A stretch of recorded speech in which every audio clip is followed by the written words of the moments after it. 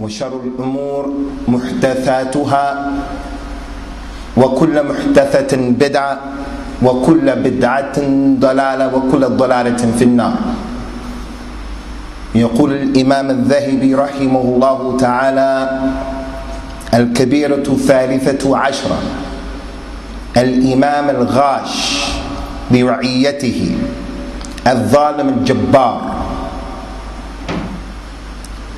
We are now, inshallah, on the Kabira number 13 from the book Kitab al-Kaba'ir of Shaykh al-Islam al-Imam al-Thahabi rahimahullah ta'ala. And today's chapter is a chapter that's dealing with the fitna that we're living in the dunya today, as it relates to terrorism and as it relates to other than that, from what has fallen upon this ummah. And that is the chapter of the major crime and the major sin of being the imam or an imam or the leader or a leader of the Muslims, but you are a cheater, you are ghash to your ra'iyah. You're the imam and you're the responsible person for the Muslim or a Muslim nation. You're one of the responsible people from the hukam or from the a'imma. And you are cheating the Muslims as it relates to your responsibility. They are your flock and you're responsible for them, but you're cheating them.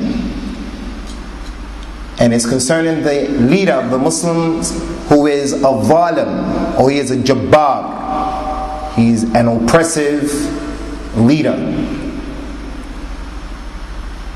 This chapter is the longest chapter in the book of Kitab al-Kaba'ir. There's not another chapter that is longer than this chapter by itself.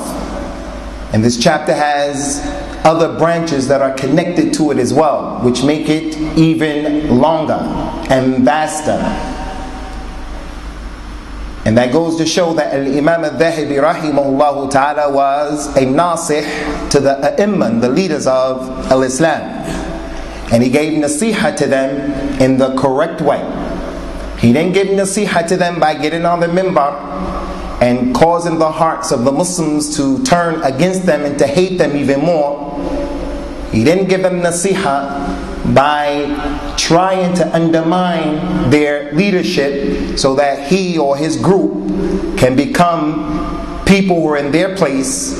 But he gave them the nasiha by writing books like this in the hopes that other imams from the a'imma of the deen would teach the people about the religion, the huquq of the imam over the people who he's in charge of. So this is the longest chapter in Kitab al-Kaba'ir. And ikhwani, I have to say that we have to be people who are on the sirat al-mustaqim in all of our affairs, in our love and our hate. As we were mentioning, ikhwani, concerning al-i'tidal wal-insaf wal-adl, being fair, balanced and just in all of our affairs. This is something that is matloob, it is desired in the deen. And we read Surah Al-Fatiha 17 times every single day, and we ask Allah Azza wa Jalla to guide us to the middle course of Sirat al-Mustaqim. So we have to be balanced in these issues, like the issue of terrorism and other than that. As it relates to the issue of terrorism, it is an obligation on every sane Muslim and every leader of the Muslim to take the opportunity to denounce terrorism and to make it clear that this is not from our deen. But it would be oppressive to have leaders like we have today who are apologetic about the religion of Islam. And they want to apologize and bend the rules about our religion out of fear that the munafiqeen from our community or those who hate our religion, out of fear of making them upset. So we want to come, the leaders, and change the deen and say that women don't have to wear hijab. Wallahi, they don't represent us. They don't want to give the other side of the story, that even though we denounce terrorism very clearly and concisely without being apologetic, but at the same time we say that the kuffar should recognize that they, more than the Muslims, are responsible for creating people who do that. So they should take responsibility for what they do as well. So we have imams who, wallahi what al-Imam al-Thahabi mentioned today is applicable to them. They are ghash to the ra'iyah. They are cheating us as it relates to giving us instruction and giving us direction. So we want the balanced side of the story. We don't want it to be too far to the right or too far to the left. So Imam al-Thahabi rahimahullah ta'ala did an excellent job in this chapter and other than this chapter of warning any man or woman who takes responsibility of the affairs of the Muslims. Just two people from the Muslims, as you're going to see. And the severity and the seriousness of that if you're not the man for the job. So the first ayahs that he brings are the two statements of Allah subhanahu wa ta'ala, إِنَّمَا السَّبِيلُ عَلَى الَّذِينَ يَظْلِمُونَ النَّاسَ وَيَبْغُونَ فِي الْأَرْضِ بِغَيْرِ الْحَقِّ أُولَٰئِكَ لَهُمْ عَذَابٌ أَلِيمٌ. Verily the blame is only upon those people who oppress the people in the earth unjustly. They oppress them. And they also do evil in the earth without just cause. Those are the ones who will get a grievous penalty. Those leaders who are righteous and they're upright and they're fair, then those are not the ones who this ayat is talking about. This ayat is talking about those irreligious, oppressive leaders who are in the earth and they do dhulm to people unjustly. They are the ones who will get a grievous penalty. And then he brought the ayat in which Allah subhanahu wa ta'ala rebuked the Yahud from Ahlul Kitab when he said, and he described them, كَانُوا لَا يَتَنَاهَوْنَ عَنْ مُنْكَرٍ فَفَعَلُوا لَبِئْسَ مَا كَانُوا يَفْعَلُونَ. They used to not prevent each other from doing the evil deeds. They would not prevent each other. Their leaders would not prevent the common folk from doing the evil deeds. Instead, they used to join in with them and also help them to do it. So it's the responsibility of the leader in al-Islam to facilitate the means and the ways to help the Muslims, the individuals, the Muslims, to do that which is right and to stay away from that which is haram. Not to create for them the means and the ways to fall into that which is haram, leaving them to be ignorant, allowing them to be on shirk and kufr and innovation, and not to fight against it and to repel it. And then he brought a number of ahadith, a lot of ahadith, most of which are authentic. Like the statement of Rasulullah sallallahu alayhi wa sallam, kullukum ra'in wa kullukum mas'ulun an ra'iyatihi. All of you are ra'in. All of you are shepherds. Are you in positions of responsibility? There are people who are under you who you're responsible for. Your wife, your children, your sisters, the students who you teach.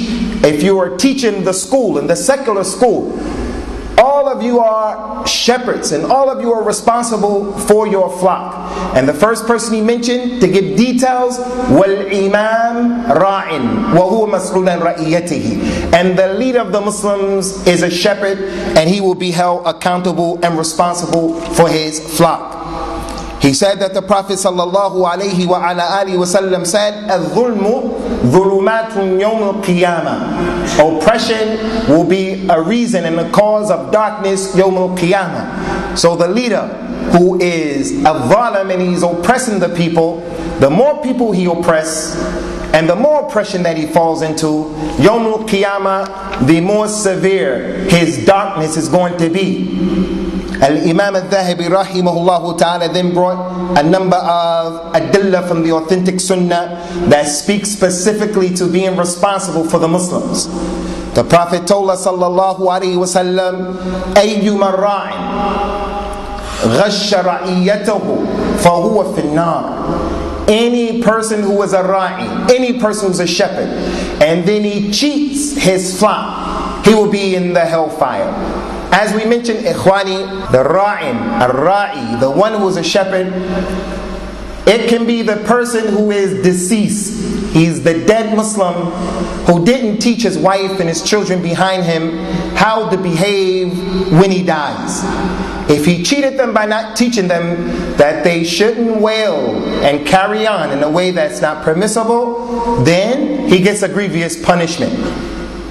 The one who is a teacher and he allows his students to remain ignorant, the etiquettes of the masjid, the etiquettes of the lesson, the imam in the salah. We have in our masjid an imam who knows how to read the Quran, walhamdulillah. An imam who, when we hear him read the Quran, even if you don't know Arabic, you know that the man can read the Quran and his recitation is beautiful.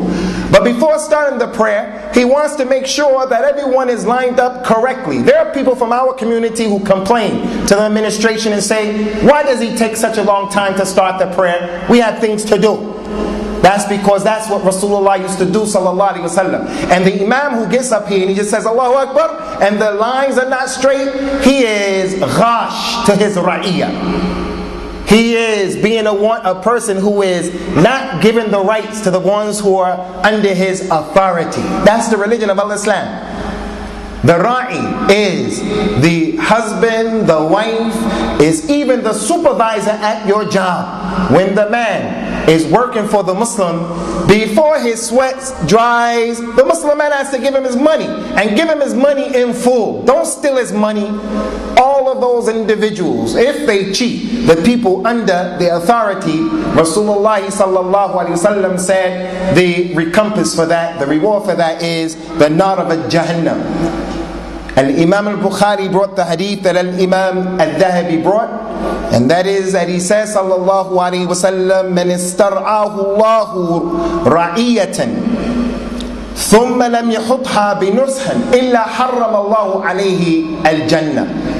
Anyone who Allah puts him responsible over the affairs of the Muslim, and then that individual does not take care of the job of giving them advice, Allah will make the paradise haram for him. So we have, as I mentioned, leaders over us who do not represent us. They don't represent us because they have no vision. And they don't represent us because in times like this, in the fitna, you see their true worth. They're the ones who say, if the Muslim woman fears or she thinks that someone is going to give her verbal abuse, then she doesn't have to wear the hijab. That is an imam who is ghash to the ra'iyah, because there's that innocent girl who believes him because of his position, and she takes off the hijab with ikhlas. Today, I was on my way to the masjid today, and one of my neighbors who I never saw in my life before stopped me, and he said, do you know any peer that you can send me to? I said, I don't know any peer except that they don't have knowledge, and I would never send you to a peer that I know. Why, do you ask? He said, because you see that man over there, and there were 5 men. 4 of them were consoling one of the other ones. His wife left, and we don't know where she is, and she left the children. We need to go to a peer so that he can read for us something so they can bring the wife back. Had I said to him, I'm a peer, had I said to him, yes, the peer in this door, that door, out of ikhlas, that's the way he's been trained about his religion, he would have gone to that individual. And then the peer would have read for him some potion and told him, drink it. And the man would have believed that. That's the condition of the Muslims today. And no one can deny it from amongst us. The Muslims have ikhlas as it relates to people who are in positions of leadership. But the imam, all he wants to do is make more money. All he wants to do is to take advantage of the people. So we say, anyone that Allah subhanahu wa ta'ala has put him in responsibility of the Muslims, he has to be careful. If he's going to be on the minbar, he has to be careful. Don't say Rasulullah sallallahu alaihi wasallam said or did what he didn't say or do. Don't add on to the religion what is not from this religion. As you're going to see, what Al-Imam al-Thahabi brought, rahimahullah ta'ala. The Prophet sallallahu alaihi wasallam said, "Ma min amir عشرة إلا يؤتى به مغلولة يده إلى عنقه أطلقه عدله أو أوبقه جوره." There is not a single individual who Allah puts him over 10 people's affairs from the Muslims. He's responsible for 10 people. And then he'll come Yawm al-Qiyamah, and his hands will be tied to his neck. His justice will either free him or his oppression will destroy him. That's the person who has been put in responsibility of 10 people. The Prophet said, sallallahu alayhi wa sallam, to Abu Dharr al-Ghaffari. Abu Dharr was an individual, ikhwani, who people today would describe him as being anti-sociable. He wasn't an individual who would sit and laugh and play around. He wasn't like that. He used to make inkar on the people, and the people didn't like sitting with Abu Dharr because they would take things lighthearted, and there were issues that they had a right to be lighthearted in. Abu Dharr wouldn't smile and he wouldn't laugh. He would make inkar, and he would tell them about the hellfire, tell them about the sacrifices of the companions and how you people are playing around. To the point where even the companions began to complain about Abu Dharr. So Umar radiallahu anhu took Abu Dharr and told him, Abu Dharr, you have to live outside of Medina by yourself, because the people can't tolerate this level that you're on. He was serious. He made inkar on Muawiyah when Muawiyah was the governor of Sham. Abu Dharr was with Muawiyah, and Abu Dharr at every opportunity would tell Muawiyah, what are you doing? What are you doing? This is not permissible. You people are making too much money. You're living an opulent life. They complain, Ya Umar, you have to do something with Abu Dharr. Umar called him, Abu Dharr, what's the problem? Abu Dharr gave him all of his complaints and criticisms. Umar radiallahu anhu didn't say, I'm against you, Abu Dharr, but he put him to live outside of Medina from the money of the Baytul Mal. The people can't handle you, Abu Dharr. Despite that, the Prophet told Abu Dharr radiallahu anhu, Ya Abu Dharr, inni araka da'ifa, wa inni uhibbu laka ma uhibbu li nafsi, فلا تأمرن على اثنين ولا تولين مال يتيم. Abu Dharr, I see you as being a weak person. You're weak. So I advise you, don't be the emir over 2 people. If you're traveling and you're 2 people, the third, you have to have 3. You have to choose an emir. Abu Dharr, you don't allow those 2 to choose you as the emir because you're weak. And don't be the one who's responsible for the money of the orphan, Abu Dharr. That's Abu Dharr. So what about us? So the one who's responsible for 10 people, 5 people, 7 people, he has a great responsibility. In another narration of that hadith of Abu Dharr, he told them the problem with being responsible for people, sallallahu alaihi wasallam. And he said about it, Ya Abu Dharr, innaha amana. وإنها يوم القيامة خزي وندامة إلا من أخذها بحقها وأدى الذي عليه فيها. Abu Dharr, this is an amana to be responsible for people. In the trip that you're traveling from here to London, it is a responsibility. Being the imam is a responsibility. Talking in front of the Muslims is a responsibility. Young people are listening to you and they are barely growing their beards. Their fingernails are barely growing in Islam. And they're listening to you. And they want to make tawbah. And you fill their heads up with nonsense that the boy goes to kill someone unjustly. And to destroy the lives of innocent Muslims across the nation. It's an amana. And it's khizyun in the dunya and the akhirah. So if you don't find that you have the ability or the knowledge, then no one says that it's your responsibility to be over the people in any shape, form, or fashion. The secretary of this masjid is not like the regular man who comes to pray. The president of this jam'iyah is not like the regular man who comes to pray. When you take responsibility of the affairs of the Muslims, it means that at times like this and other than this, you're going to be held accountable for your vision and your positions. And what did you do for the Muslims or against the Muslims? For Islam or against Islam? Al-Imam al-Thahabi rahimahullah ta'ala brought the next statement of Rasulullah sallallahu alayhi wa alihi wa sallam, which is a dua that Rasulullah used to make. And he used to say sallallahu alayhi wa sallam, Allahumma man waliya amra hadhihi al-umma shay'a farafiqa biha فارفق به ومن شق عليها فاشفق عليه. Oh Allah, anyone who takes responsibility for any of the affairs of this ummah and he has ease and mercy towards my ummah, then you, O Allah, have mercy upon him. And anyone who takes responsibility for the affairs of the Muslims and he's rough and tough with them and he makes it difficult for them, then you make it difficult for them in the dunya and in the hereafter. As they did, O Allah, give them the reward for what they have put forth. And then he brought a number of ahadith that show that concept. He says, sallallahu alayhi wa ala alihi wa sallam, sayakunu umara fasaqatun jawratun فمن صدقهم بكذبهم وعانهم على ظلمهم فليس مني ولست منهم ولن يرد علي الحوض. He said, verily they are going to be, the end of time, from the signs of Yawm al-Qiyamah, they are going to be leaders from the Muslims who are fasaqa jawra. They are people of fisq and they are oppressive.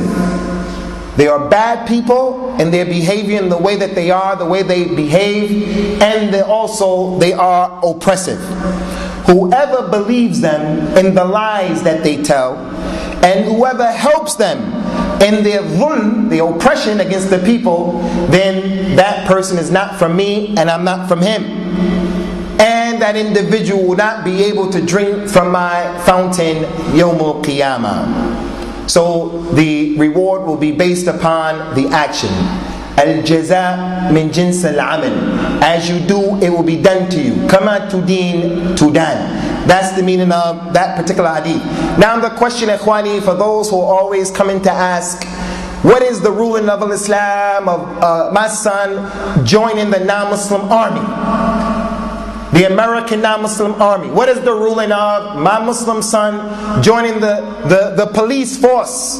Rasulullah here, sallallahu alaihi wasallam, is talking about the imams, the leaders of the Muslims who are fasaqa, jawra.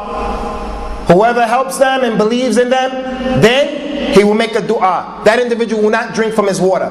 Now if it's from the non-Muslim army, it's from the non-Muslim police force, then from the Bab al-Awla, it makes more sense that it's a worse crime and the punishment is worse.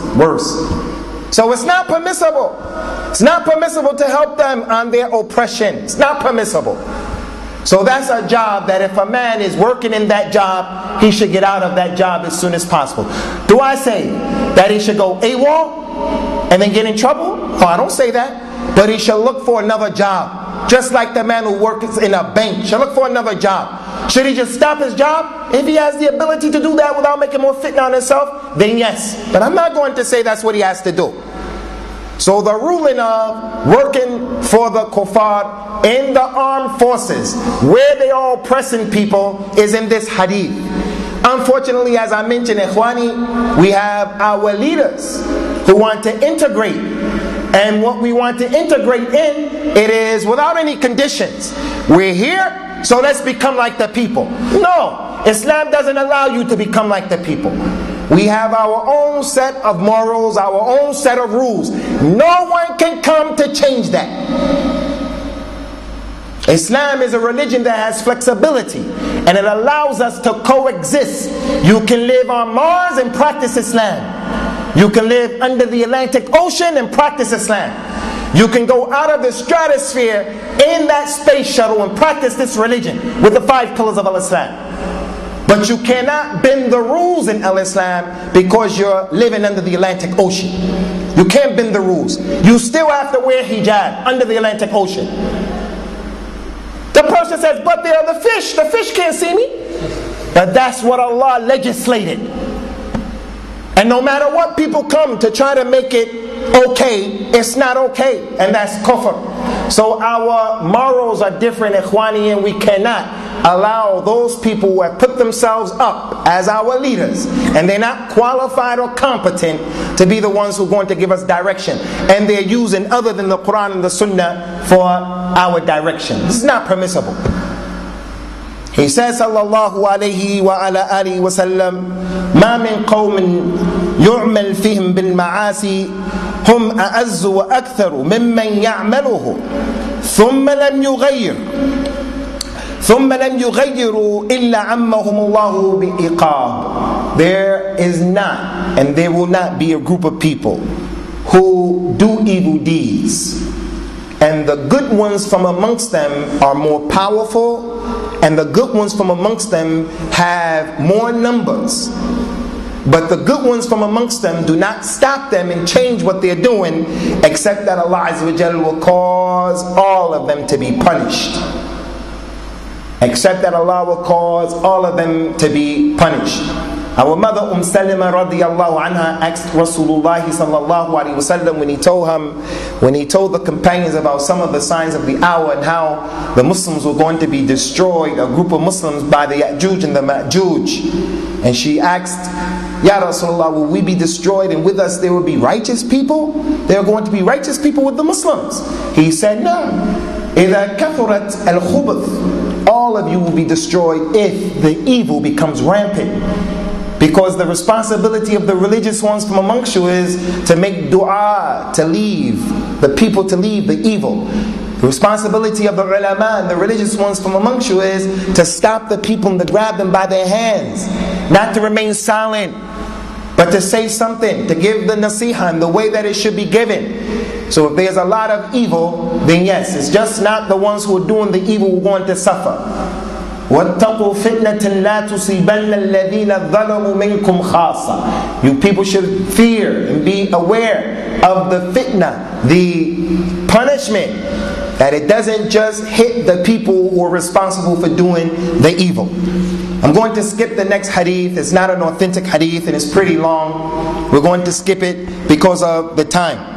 Al-Imam al-Thahabi brought the next hadith that has some kalam in it, but because of the many chain of narrations, it is authentic. He said, وَعَنْ أَغْلَبْ إِبْنُ تَمِيمٍ قال حدثنا المعلى ابن زياد عن معاوية ابن قرة عن معقل بن يسار رضي الله عنه عن النبي صلى الله عليه وسلم عن النبي صلى الله عليه وسلم قال صنفان من أمتي لا تنالهما شفاعتي سلطان ظلوم غشوم وغال في الدين. He said that there are two people from my ummah. They will not receive and they will not be the benefactors. They will not receive my shafa'a yawm al-qiyamah. The people are going to die and they're going to be in need of the shafa'at al-kubra. Rasulullah's ability sallallahu alaihi wasallam to have intercession for us. The people of the kaba'ir, people will be in the hellfire, and Rasulullah will come sallallahu alaihi wasallam, and no other prophet or nabi will be able to do it. He'll be the only one who will get the people out of the hellfire. But there are a group of people, two groups, who will not receive my shafa'a yawm al-qiyamah. The first one is the imam who is extremely oppressive and he's a cheat. He steals the money. And again, ikhwani, we have to be balanced. The da'wah of the Quran and the Sunnah, according to the way the companions understood the Quran and the Sunnah, it is a da'wah of al-i'tidal and being in the middle. We've given some people the concept and the idea that our da'wah is a da'wah in which we are in love with the oppressive hukam, and we are we're only against the Muslims who are doing evil, even if it's the ones who are against the hukam and what is not acceptable. No, we can't make it appear like the hukam in al-Islam are angels and they're not doing any wrong. There's a distinction and a difference between getting on the minbar and talking bad about a particular hakim. It's not permissible. It's not permissible whether it's from the minbar or whether it's from this place for a person to sit and say, King so-and-so did that and he did that and he did. Whether you're in his country or you're not in his country, it's not permissible. But to make it appear as if those leaders are angels, that's also not fair and that's not just. People took our da'wah and said, this is the da'wah that the kuffar support, this da'wah. This is the da'wah in which these people are getting paid by those leaders. No, we have to be fair and just. This is the longest chapter in the book. Why? It's the longest chapter in the book, even though it's not the most severest of the kaba'ir, because the islah and the salah of the hukam is going to have an impact upon the whole ummah. It's going to have an impact on the way we do business in the marketplace. It's going to have an impact on the economics of the dunya. The islah and the deen of the taqwa of the hukam is going to impact the whole dunya. And in contrast, the evil of the hukam, the evil of the Muslim leaders is also going to have an impact. So there's a distinction. Getting on the minbar is one thing, cursing them is one thing, making takfir of them is another thing, but recognizing that everyone is falling short of the mark, there's nothing in our religion that says something is wrong with that. So two people from his ummah sallallahu alaihi wasallam won't get his shafa'ah. Number one, the leader who is oppressive and he's a cheat. Number two, the one who is ghalin fi deen, the one who has ghulu in the religion. He goes overboard in his ghulu. He has ghulu in a particular sheikh. He has ghulu in a particular concept. He loves jihad so much that everything is jihad. He doesn't know anything about jihad. He doesn't know the real reason why jihad was legislated. He doesn't know about the rules and regulations of jihad, but he's an extremist and he goes overboard. So everything is about killing other people, justly or unjustly. That's ghulu. غلو in the deen. إياكم والغلو فإنما أهلك من كان قبلكم الغلو في الدين. Beware and be careful of being extreme in your religion. For verily those people who came before you, they were destroyed because of their extremities in their religion. They didn't want to get married to women. They wanted to pray all day. They started raising up men to the position of Allah, Ibn Allah. Stay away from the ghulu in the deen. إِنَّ مِنْ إِجْلَالِ اللَّهِ تَعَالَى إِكْرَامِ ذِي الشَّيْبَةِ الْمُسْلِمِ وَحَامِلِ الْقُرْآنِ غَيْرُ الْغَالِي فِي وَلَا الْجَافِ عَنْهُ. If you want to know how you can respect Allah and glorify Allah, from respecting and glorifying Allah is by taking a person who's older in the religion and he has white in his beard and his head, and you honor him. When you honor him, you honor Allah, you respect Allah. And also, if you want to respect and honor Allah, then do so with the one who memorized the Quran. But he described the one who memorized the Quran, the one who deserves our respect. He said, غَيْرُ الْغَالِي فِيهِ, the one who doesn't go overboard in the Quran. What does it mean to go overboard in the Quran? To read it and to apply the ayats and the verses of the Quran in ways that Allah didn't want them to be applied. فَمَنْ اعْتَدَى عَلَيْكُمْ فَاعْتَدُوا عَلَيْهِ بِمِثْلِ مَا اعْتَدَى عَلَيْكُمْ. People have taken that ayat of the Quran, and whoever oppresses you, then oppress them back similar to what they oppressed you with. So they oppressed our brothers in Iraq, and they oppressed our brothers in Palestine, and they oppressed our brothers in Afghanistan, and they oppressed our brothers all across the globe. They continue to oppress our brothers right now in Gujarat, in India. They oppress our brothers in Kashmir, all over the world. They oppress our brothers. So the Muslim comes and he says, Allah said in the Quran, whatever they oppress you with, oppress them back similar to what they oppress you with, so blow them up in the subway. That's ghulu. That's an extreme understanding of the Quran. Would anyone in his right mind sit in here, take that ayat and say that the Muslim woman who was raped by a non-Muslim, now he has the right to go and he can rape that non-Muslim man's mother or sister? Would anyone say that? Al-ghulu in the religion of Al-Islam is not permissible. So al-i'tidal, being balanced in all of our affairs. Al-Imam al-Thahabi rahimahullah ta'ala, ikhwani, he went on to say that the Messenger of Allah sallallahu alayhi wa ala alihi wa sallam said, Inna ashadda al-nasi adhabin yawm al-qiyamah imamun ja'ir. Verily, the one who will get the worst and the most grievous punishment yawm al-qiyamah will be the oppressive imam. وعن النبي صلى الله عليه وسلم قال أيها الناس مروا بالمعروف وانهوا عن المنكر قبل أن تدعوا الله فلا يستجيب لكم وقيل أن تستغفروا فلا يغفر لكم إن الأحبار من اليهود والرهبان من النصارى لما تركوا الأمر بالمعروف والنهي عن المنكر لعنهم الله على لسان أنبيائهم ثم عمهم بالبلاء. O you people, order each other and enjoin the good and what is correct upon yourselves, and prevent each other from doing evil, before the time comes when you people will make dua to Allah Azza wa Jal, and Allah will not answer your dua because you don't do these things, and you will seek the forgiveness of Allah for your evil and your crimes and your mistakes, but Allah will not forgive you because you didn't order with the ma'ruf and prevent the munkar.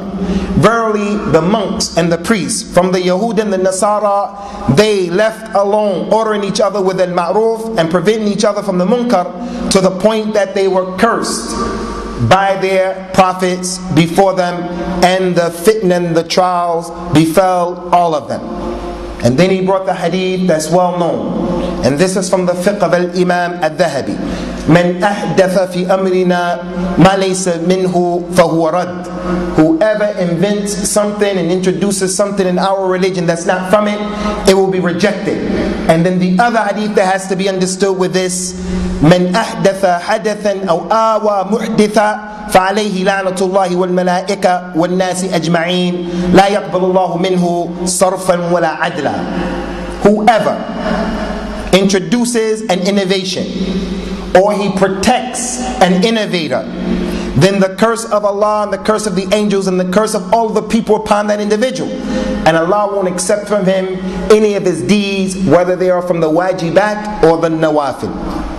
Ikhwani, and Imam al-Thahabi brought these two ahadith, ikhwan, as it relates to the imam, because usually if the imam is doing his job, like Umar radiallahu anhu and other than Umar, when they were the leaders of the Muslims, they used to repel the people of innovation, and they would not give the people of innovation an opportunity to allow their innovations to spread.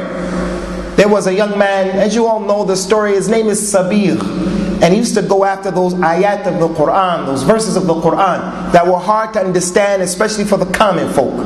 And he would go to the regular people and ask the regular people about these issues. What does this mean? What does that mean? Thus causing the people to become confused in the religion. Umar radiallahu anhu summoned the man to his court. When they brought him, he tied him up and he whipped the man. And he whipped him seriously until the man came back to his senses, asked for the forgiveness of Umar radiallahu anhu.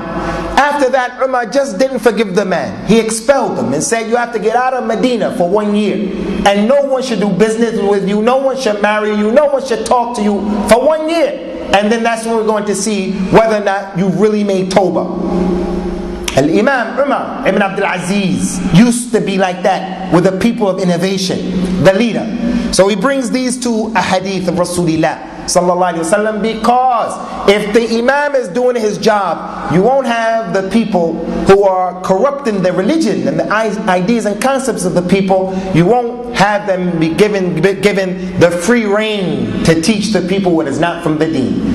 The imam will take the responsibility to put the right person there for the job. So innovation in the religion is usually supported by the leader. Innovation in the religion is usually supported by the leader. He brought a number of ahadith about having rahmah upon those who are in the earth, like the statement, "Man la yarham la yurham." Whoever doesn't have mercy upon the people, mercy will not be shown upon him. He brought a number of those ahadith that are basically saying the same thing. If you don't have mercy on those who are in the earth, the one who is in the sama, or over the sky, over the seven heavens, over his throne, in a way that befits his majesty, Allah subhanahu wa ta'ala, he will not have mercy upon that individual. وقال عليه الصلاة والسلام ما من أمير يلي أمور المسلمين ثم لا يجحد لهم وينصح لهم إلا لم يدخل معهم الجنة. There is not an individual who takes responsibility of the affairs of the Muslims, and then he doesn't do everything in his power to look out for them and to give them advice, except that he will not enter into the paradise when they enter into the paradise. He'll go into the paradise, inshallah, if he dies with La ilaha illallah and he didn't make istihlal. He didn't make halal when Allah made haram. He'll go into the Jannah, but he won't go into the Jannah along with the Muslims according to this particular hadith. He says sallallahu alayhi wa sallam, من والله الله شيئا من أمور المسلمين فاحتجب دون حاجتهم وخلتهم وفقرهم احتجب الله دون حاجته وخلته وفقره يوم القيامة. Whoever Allah makes him responsible for the affairs of the Muslims, and then that individual puts a hijab or a barrier between him and the Muslim who was in need. He's responsible, but the one who was in need cannot contact him. Or he puts a barrier between himself and the one who he's a poor person and he needs the financial assistance, but he can't get it because there's a barrier between him and the leader. Allah Ta'ala Yawm al-Qiyamah will put a barrier between him, Allah, and between that particular leader or imam. وقال عليه الصلاة والسلام الإمام العادل يذله الله في ذله يوم القيامة. The fair and the just Imam, Allah will shade him in his shade يوم القيامة. So from the benefits now, Al-Imam al-Thahabi is encouraging the one who's responsible for the Muslims, and he's telling us about the rewards now for being a person who takes care of your job. The first ahadith in the ayah, we're dealing with the tarheeb, being a person who's doing a bad job. Now he brings some of the adillah to show the reward of doing a good job. The fair and the just Imam will be from the 7 people who will get the shade of Allah's shade under His throne Yawm al-Qiyamah for His justice and His fairness. From those 7 people, the very first person that Rasulullah mentioned was the Imam who is just. The Imam who is just. And then the young man who spent his time in the ibadah of Allah. The one who's 25, 17, 20, 25, 30, 35. He's a young man. He's one of the 7 people. He's the second one. Because normally he's not going to be religious, or he's going to find time to waste because of his youth. So the first one is the Imam, because when he's just, the khair and the good is going to spread in the dunya. And the second one is the Imam, or the young man who's connected to making ibadah. The third one is the man who his heart is connected to the masjid. He comes for one salat and he leaves and he can't wait for the next salat to come back. He stays between Maghrib and Isha. He knows whoever makes the Isha in the Jama'ah, in the masjid, it is as if he prayed half of the Qiyam al-Layl in the nighttime. Whoever prays Al-Isha in the Fajr, in the masjid, it is as if he spent the whole night in Qiyam because he prayed those 2 prayers in the Jama'ah in Al-Islam. So he's the third one. The fourth one, the 2 men who love each other and they only love each other for Allah Azza wa Jal. They only love each other for Allah Subhanahu wa Ta'ala. Those 2 men. And then number 6, the man who he has the fitna of the nisa. The woman who is beautiful, the woman who's a fitna. He may be making zina with her right now, but he wants to get out of it. He's on the way to making zina with her. But he says, I'm not going to do it anymore. I'm not going to continue on this road because I fear Allah. Number 6 is the one who, when he was by himself, his eyes shed tears from the fear of Allah subhanahu wa ta'ala. The 7th individual will be protected from in the shade of Allah, from the sun and the heat, will be the individual who gave sadaqah. But he gave sadaqah, ikhwan, with ikhlas. He gave sadaqah to the degree that his left hand didn't know what his right hand gave. Not like what we have today.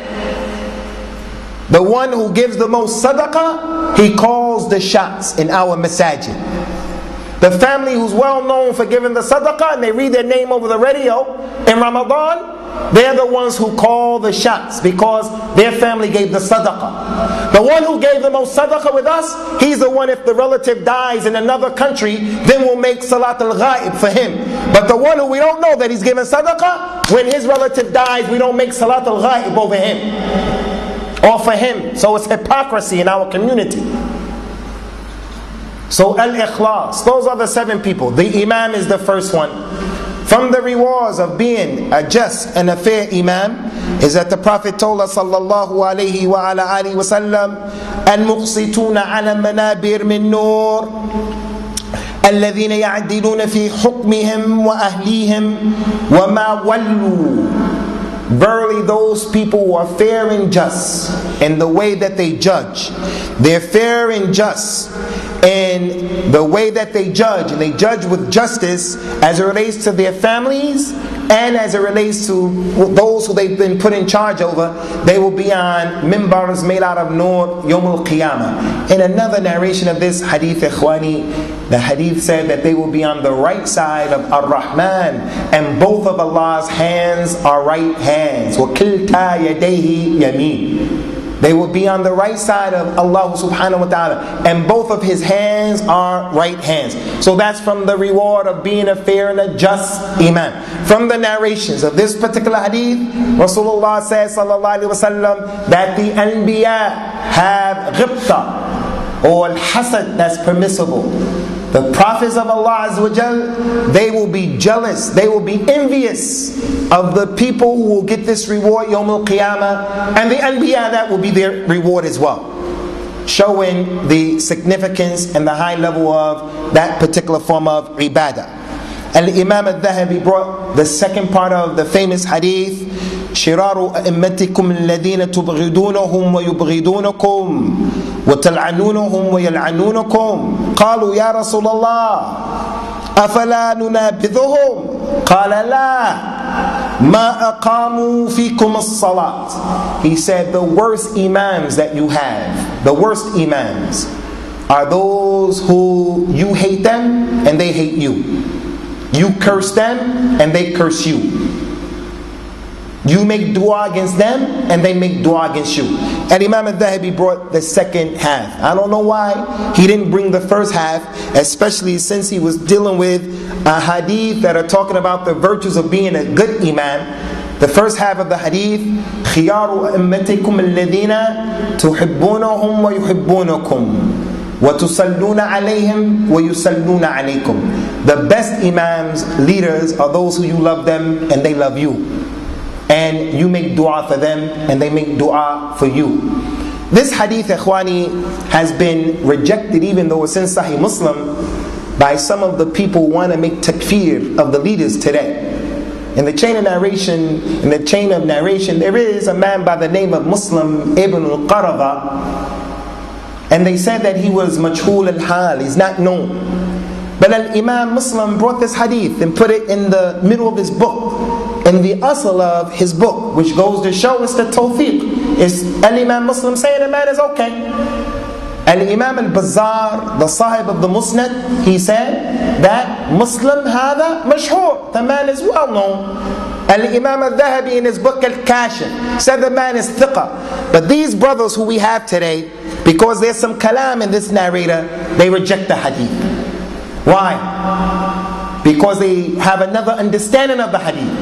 The hadith said, and the worst imams are the ones who you make dua against them and they make dua against you. So they say, this is a proof that we can make dua against the leaders on the mimbar or other than that. We can make dua against any particular leader. We say that's not from the religion of Islam. You can't make dua against people, specific people like that. You have to generalize, and you can't make dua against specific people. So the hadith is in Sahih Muslim and it is authentic. But the other extreme of these people, the other extreme is wherever you go, it doesn't make a difference what country it is in, whoever does it. And that is the practice that the imam does, in which he makes dua for the imam all the time, the way that they're doing it. This is not something that the companions used to do. No matter where it is done. Our religion is what Rasulullah said sallallahu alaihi wasallam and what the companions did. So you go to certain places and every Friday they give us a dua for the leader by his name and his brothers and his family every week. That's not from the sunnah. Like it who like it, hate it who hate it. That's not what the companions were upon, and that's not what Rasulullah sallallahu alaihi wa ala alihi wasallam was upon. So we're going to stop there, ikhwani, even though there are a lot of other ahadith to go in this particular chapter. But I want to translate the last part of the chapter of this particular hadith. The worst imams are those people who they make dua against you, you make dua against them. They hate you and you hate them. You curse them and they curse you. The companions say, Ya Rasulullah, shall we not fight them? Shall we not break the bay'ah, the pledge of allegiance that we gave to them? Shall we not deal with them? He said, no. As long as they establish the salat, as long as they establish the salat, which goes to show, ikhwani, the importance of the rukn or the pillar of the salat in al-Islam. And it also goes to show the impermissibility of making khuruj against the leader in al-Islam. If you gave the man the bay'ah, or the man has been put in charge of the country, even though you didn't give him the bay'ah, he's in charge of the country, he's responsible for the country. Wallahi, it's our responsibility to hear and to obey in that which is from the deen, and we don't listen in those things that are not from the deen if we're ordered to do what is wrong. We give them their rights, and when they don't give us our rights, we ask Allah subhanahu wa ta'ala for our rights. If they take our money and they strike our backs, the religion of Islam said to be patient with them. Why? Because if you're not patient with them and you make khuruj against them and you fight against them, and the leader of the Muslims is taken away, then the fitna of his absence is going to be greater than the fitna that you think you didn't like when he was there. So, one night without a leader, as the Imams used to say, Abdullah bin al-Mubarak and other than him, one night without the leader in al-Islam. 1,000 years with an oppressive leader is better than that one night without one leader at all.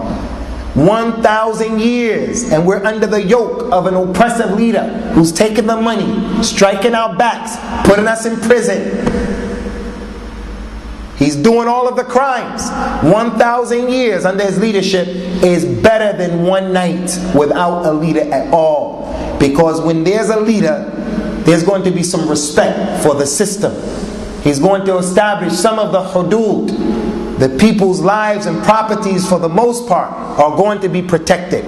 But when there's no leader, wallahi, Iraq is the laboratory during our time in which we saw the wisdom of what Rasulullah was talking about, sallallahu alaihi wasallam. You ask any Iraqi, what do you prefer? A Saddam or what's going on right now? They're going to say 10 times what Saddam was upon. We prefer that than what's going on right now. 10 times, 10 portions of what he used to be. Why? Because there's no safety right now. There's no safety. There's not a leader, a recognized leader.